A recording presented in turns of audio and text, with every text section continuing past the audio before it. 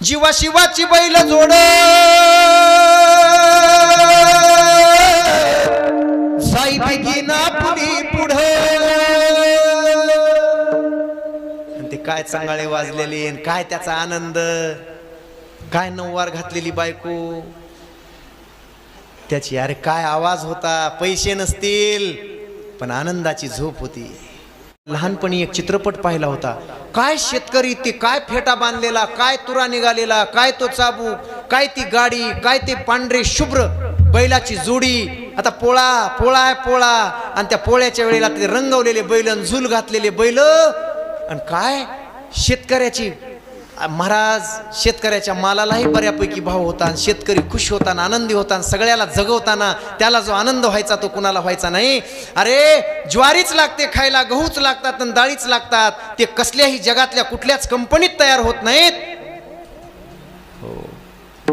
हाडाचे काड रक्ताचं पाणी करून या जमिनीला स्वतःच्या रक्ताचं पाणी शिंपडणारा शेतकरी मात्र आज उपाशी आहे। कृषक उगाता है कपास तो सारी दुनिया कपड़े पहनती है लेकिन एक कफन के लिए उसकी लाश क्यों तड़पती है।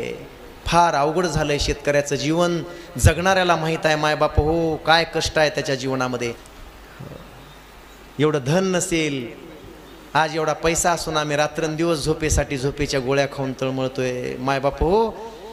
एक देशाचं रक्षण करणाऱ्या सैनिकांची आठवण करूनच झोपा सैनिकांचा आदर करा आणि नंबर 2 जगाला पोसणारा आणि जगाचा पोशिंदा मायबाप शेतकरी त्याच्याविषयी मात्र नाहीतर लोक दादा ह्या गोळ्यांची किंमत एवढीच आहे मेडिकल एवढीच किंमत आहे 1 रुपया कमी होणार नाही पटकन काढून देतात लोक हजारो रुपयाची गोळ्यांना औषधं पण भाजीची जुडी जर कधी 20 रुपयाची 30 रुपयाला झाली तिथंच ताशीत बसतात टाकी 4 काड्या आगाव टाकी पण ती बी किती दिलदार आहे माझ्या शेतकऱ्याची बायको दिलदार माझा शेतकरी दिलदार हो 4 वाजले किती असं बघत आहे आबाळाकडे आणि हे लोक कोण अरे नोकरदार लोक त्याच जवळ जाऊन मागतात 30 रुपयाला जुडी असते का दे 15 रुपयाला दे 10 रुपयाला नका भाव करू त्याच्या एका जोडीसाठी त्यानं किती वेळा पाणी दिले किती वेळा फवारले किती वेळा कष्ट केलेत काय काय केलं याचा जरा विचार करा। तिथंच 5-5 रुपयाला काढाकाडी करता आणि तिकडे जाऊन दवाखान्यामध्ये हजारो रुपये घालता। शेतकऱ्यासाठी काढाकाडी करू नका पण किती दिलदार असते ते 4, 4:30, 5 वाजले दादा दिवस जरा मावळतीला गेला की त्याला गडबड असते घरी जायची आणि ते जुड्या 30 रुपयाची जुडी 10 रुपयाला देऊन टाकते घ्या जा घेऊन हे गुतच घेऊन जा। अरे काय दिलदारपणा आहे घरी नेऊन तरी काय करणार आहे मी एवढा दिलदार शेतकऱ्यासारखा दिलदार या जगात दुसरं तुम्हाला कोणी भेटू शकत नाही कोणी असू शकत नाही। म्हणून जोपर्यंत या देशातला शेतकरी सुधरत नाही आणि त्याला पाणी वीज आणि त्याचा हमी भाव मिळत नाही तोपर्यंत या देशाची महासत्ता आणि या देशाचा विकास कधीच शक्य नाही। म्हणून सगळ्यांनी सावध व्हा। सरकारनं 65 वर्षाच्या वरच्या माणसाला निराधार योजना लागू केली। आधार बी असला तर निराधार। हे बघा खरं सांगू ताई माझ्या माऊल्यांनो खोटं एक बोलून देवाला जाऊ नका। काय वय वाढवून घेतली तुम्ही 40च्या बायान वय आधार कार्डावर 70 आहे। माझे भाऊजी सांगत आहेत अशी तरुण पुरी यायल्यात 1-2 लेकरांच्या आया 40 वर्षाच्या आणि 42 वर्षाच्या नव्ह त्याच्यावर वय आहेत 82 वर्ष 80 वर्ष। हो उलट झालंय दादा कोंडके म्हणायचे 80 वर्षाची असून म्हातारी सांगती या वय 16 कुठं काय म्हणता राव जाऊ द्या पुढचं नको। आता उलट झालंय उलट खऱ्याचं खोटं आहे त्या गाण्यात सगळंच आहे काय नाही ते त्या गाण्यात काय सुंदर गाणं होतं। महाराज बेजारीत जर कोणी असेल परेशानी जर कोणाची असेल तर फक्त या देशात फक्त शेतकऱ्यांची। सरकारनं तांदूळ फुकट दिला गहू फुकट द्यायला सुरुवात केली काय फुकट नाही सांगा पोटात गर्भ राहिल्यापासून त्या गर्भाच्या व्यवस्था सरकारी दवाखान्यामध्ये आहेत। पोटात गर्भ असताना 3 महिन्याच्या गरोदर मातेला त्या अंगणवाडीतून आहार दिला जातो तिथून पोसालय सरकार तिथून नीट लक्ष द्या। योजना बघा योजना पोटात बाळ राहिल्याबरोबर तिथून त्याची व्यवस्था आहे। ते आल्याबरोबर ते जन्माला आलं की 5,000 रुपये त्या स्त्रीला आणि दवाखान्यात त्याची शुश्रूषा दवाखान्यामध्ये ते काय असेल ते सगळा खर्च या अंबाजोगाईच्या दवाखान्यात सगळा खर्च करून ते जन्मलं की त्याला तिथून जन्मल्यापासून जे त्या लेकराला सुविधा आहेत महाराज सरकारच्या, अंगणवाडीतून पुन्हा शाळेत आलं की शिक्षण फुकट, पुस्तकं फुकट, ड्रेस फुकट, आता बुटन सॉक्स फुकट आलेत. तरी बी एक पोरग काल भाषणामध्ये म्हणलं बघा, ते भाषण ऐकलं मी, हो ते म्हणला सरकार लाडकी बहीण देतंय, लाडकी बहीण. मग आम्ही लाडके लेकरं नाहीत का? म्हणून लाडके लेकरं असं बी द्यावं सरकारनं. भाऊ उठले की म्हणले लाडका भाऊ बी द्यावं. एक जण तर काल भाषणातच म्हणाला, हो लाडका नवरा का देऊ शकत नाही सरकार. बाया म्हणल्या लाडकी बायको द्यावी.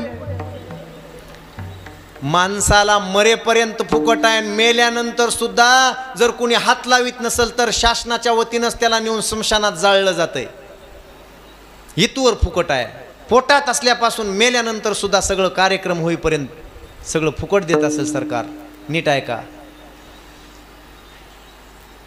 जरी ही क्लिप सरकारपर्यंत गेली तरी जाऊ द्या, हे सगळं फुकटचं बंद केल्याशिवाय शेतकऱ्याची अवस्था सुधारणार नाही. फक्त 3 गोष्टी सरकारनं कराव्यात. एक, शेतकऱ्याला 24 तास वीज द्यावी, म्हणजे लाईट द्यावी, आणि शेतकऱ्याचं बिल माफ करून टाकावं लाईटचं. एक तर हा भारत देश सुधरेल. नंबर दोन शेतकऱ्यासाठी सरकारनं मालाचा भाव, हमी भाव द्यावा. काही देऊ नको, दुसरं काही नको आम्हाला. 2, हमी भाव द्यावा. नंबर 3, आरोग्य आणि आरोग्याच्या सोयी सरकारनं मोफत कराव्यात. 1, आरोग्य. नंबर 2, शेतीच्या मालाला हमी भाव. नंबर 3, 24 तास लाईट. आणि हा सगळा जे फुकटम बाजार आहे, फुकटम सगळ्याला सगळं वाटप करायला. शिंदे साहेबाचं कौतुक करतो मी, आदरणीय मुख्यमंत्री शिंदे साहेबाचं खरंच कौतुक आहे मला. तसला माणूस मला मुख्यमंत्री आवडलेला, माझ्या जीवनात पहिला मुख्यमंत्री आहे तो, मला आवडला. मी काय त्या कोणाच्या पक्षाचा नाही, काहीच नाही, पण इतका चांगला माणूस आहे, एवढा सुंदर माणूस आहे ते. काही मागा नाही म्हणायचंच नाही. ऐकताय? एवढा पैसा खर्च करणं जोक नाही. यस, लगेच यस. बहिणी बघा ना, सगळ्या महाराष्ट्रातल्या माझ्या बहिणी आहेत म्हणणारा मुख्यमंत्री कधी भेटलाय का? कौतुक आहे. देशाच्या पंतप्रधानाचं कौतुक आहे बाबा, सगळ्यांचं कौतुक आहे. खूप द्यायला तुम्ही फुकटचं. आणि शेतकऱ्याला सगळ्यात महत्त्वाचं, हे फुकटम योजना सगळ्या सरकारनं बंद कराव्यात, माझी नम्र विनंती आहे. आणि कुठूनही नद्या जोडून शेतकऱ्याला 24 तास आणि 12 महिने पाणी, वीज आणि त्याच्या मालाला हमी भाव द्यावा. 1 रुपयाचं दुसरं काही फुकट देऊ नये. ना एसटी फुकट द्यावी, ना रेल्वे फुकट द्यावी, ना कुठलंच काही फुकट देऊ नये. हा देश 5 वर्षात महासत्ता झाल्याशिवाय राहणार नाही. महासत्ता. दुसरं कोणी परेशानीत नाही. फक्त या देशाचा कणा, या देश ज्याच्या डोक्यावर आहे, मानगुटीवर आहे, आणि या देशाला जगवणारा पोशिंदा शेतकरी. पोशिंदा, या जगाचा पोशिंदा मात्र आज फार मोठ्या कष्टात आणि फार मोठ्या दुःखात आहे. मी शेतकरी आहे, मी शेतकऱ्याचं लेकरू आहे. त्या वेदना त्या फक्त त्या शेतकऱ्याला जाऊन विचारा. बाप दाद्याच्या पिढ्या गेल्या, पण अजून तिथल्या तिथंच आहे तो शेतकरी, आणि त्याच्यावर कोणाचं लक्ष नाही. हे मात्र घातक आहे. तेवढं मायबाप सरकारनं करावं शेतकऱ्यासाठी.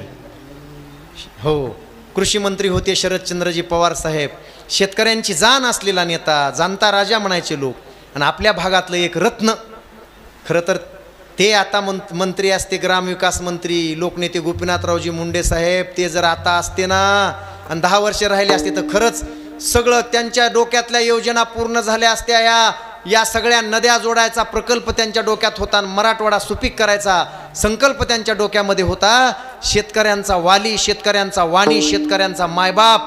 इकडून विलासरावजी देशमुख साहेब आमच्या जिल्ह्यातले ना, आमचं रत्न ते.